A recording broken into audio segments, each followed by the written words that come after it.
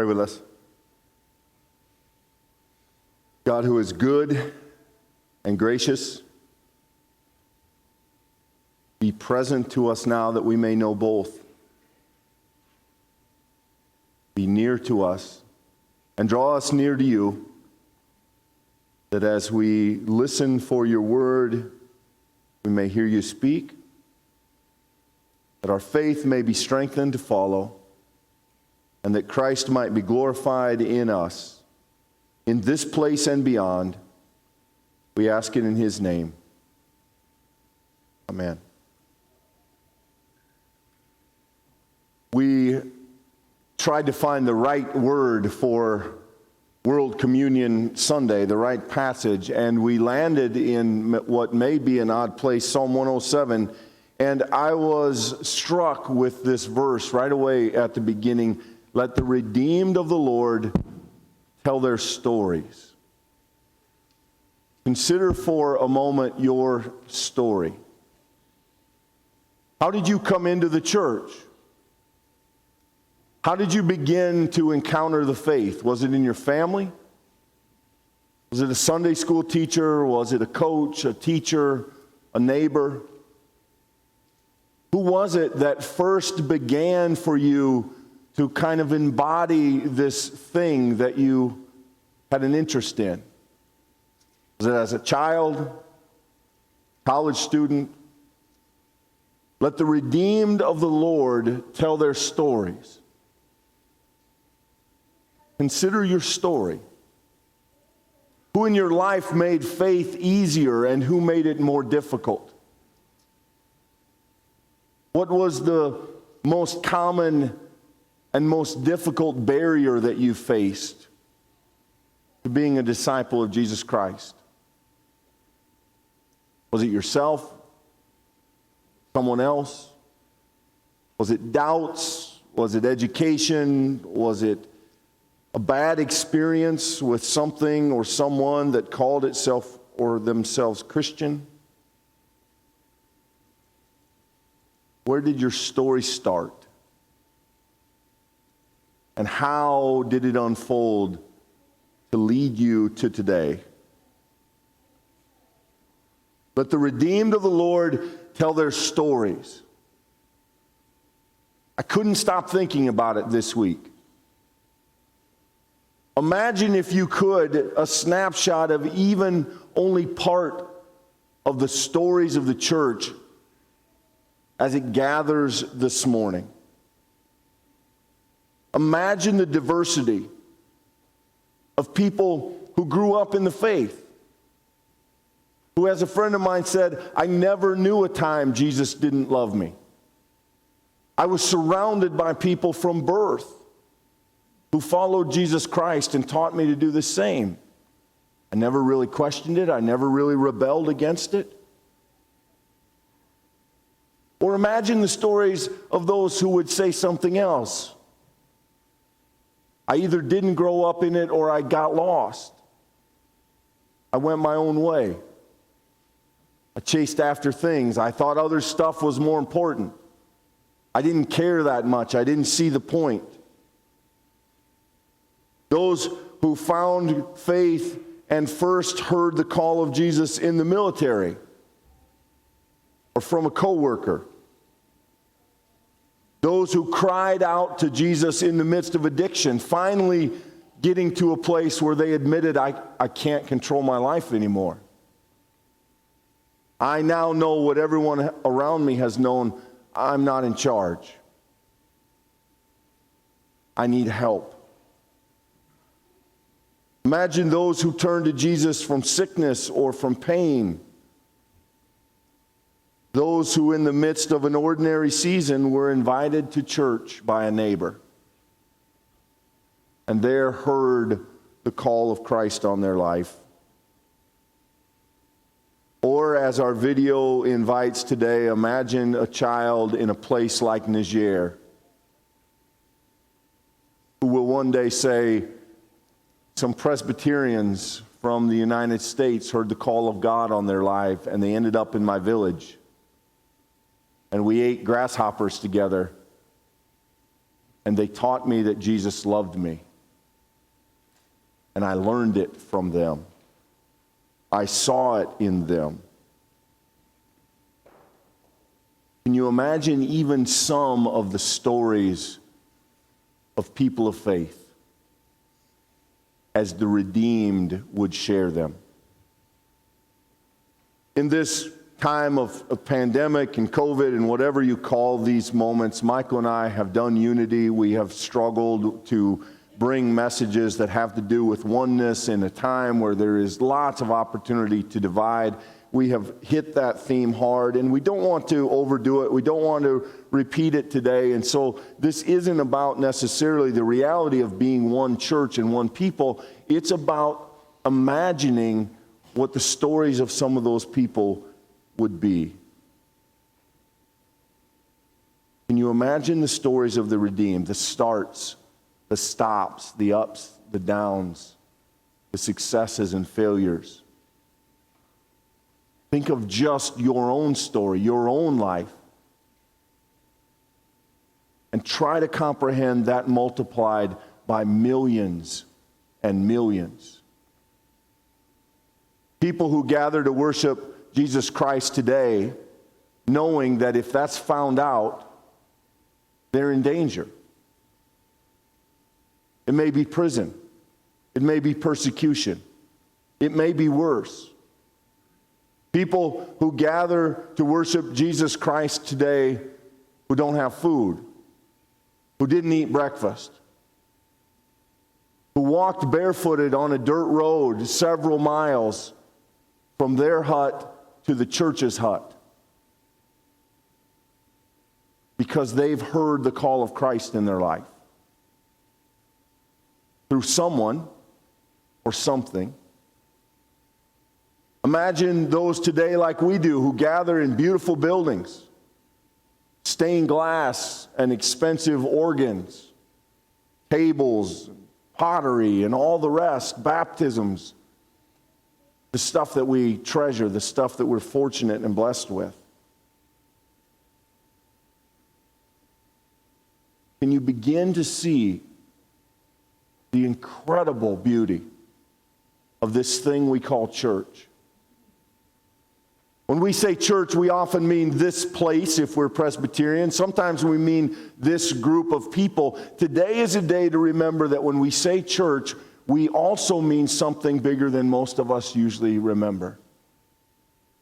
Something so incredible, so amazing, the tapestry of all of the stories of the redeemed and all the places they started and all of the ground they traveled and all of the best and all of the worst, as together we were drawn to the same person, Jesus Christ. Because ultimately, what today is about and what this table is about is that it's not where our story started that matters.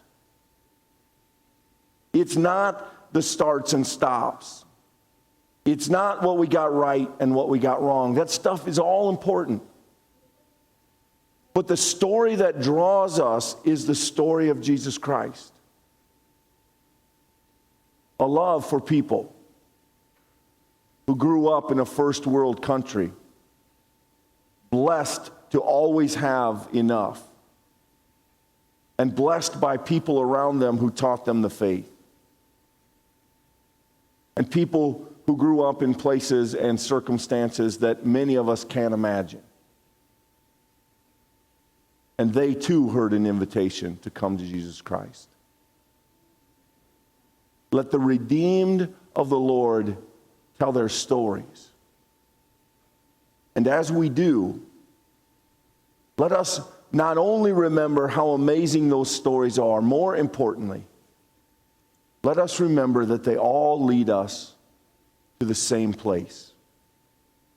The same grace, the same invitation, the same love. Jesus Christ, the one who calls us to himself and gives us his body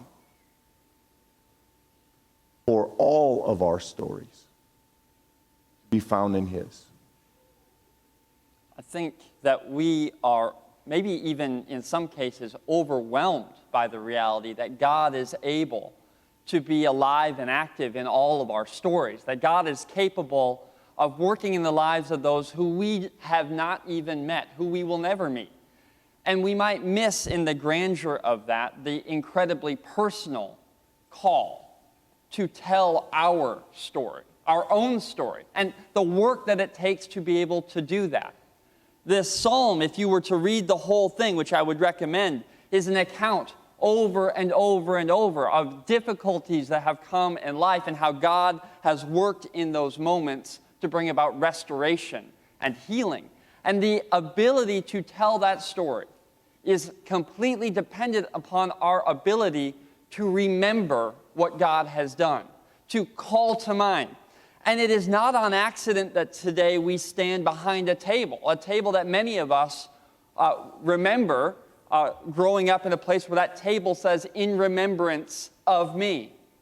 We come to this place to remember so that we might tell our story in a new way. And I think that we might make a mistake when we think of that story. We might make remembering more shallow than it should be. Let me explain what I mean. In the Gwecki family, we have a thing that sits on our kitchen counter. It's a little screen, and it cycles through pictures that we have taken over the years. It's sort of like a digital scrapbook. Others have those scrapbooks that you've made. Some have printed, some you've cut out and you've created, and some have put pictures of family and loved ones on the wall. And the idea is when we look at these images, we remember. We remember maybe that moment when that picture was taken, but even more deeply, we remember the people who it represents, the stories and lives that we've lived together. And at its most basic, we might recall to memory those people. Much like a museum you go to visit, it's good and you're glad that you're there, and then you walk on. But that's not the fullness of what we mean when we're called to remember what God has done. We're not just to be those who go back in our mind's eye and reflect on another day. We're to be those for whom that memory of who Christ is transforms who we are today. And you might not know it's built into the word remember. That word can be split into two, re and member. Literally, to be membered again, to have our bodies put back together. Remembering, which is a thing we might do in our minds, has a way of transforming something in our present reality. When we come to the table of Jesus Christ, we do not just remember the sacrifice He gave for us. We don't just go into our mind's eye and imagine it. Friends, we are remembered to Him. And that is what John Calvin encourages us to consider as we come to the table. Is not that we just come to a place where we partake of these elements, which are human elements, bread and juice. But when we come to this table, Calvin invites us to imagine that if we could only see, we are transported to a spiritual place. That the risen Christ actually meets us here. That in the remembrance of Him, we are remembered to Him.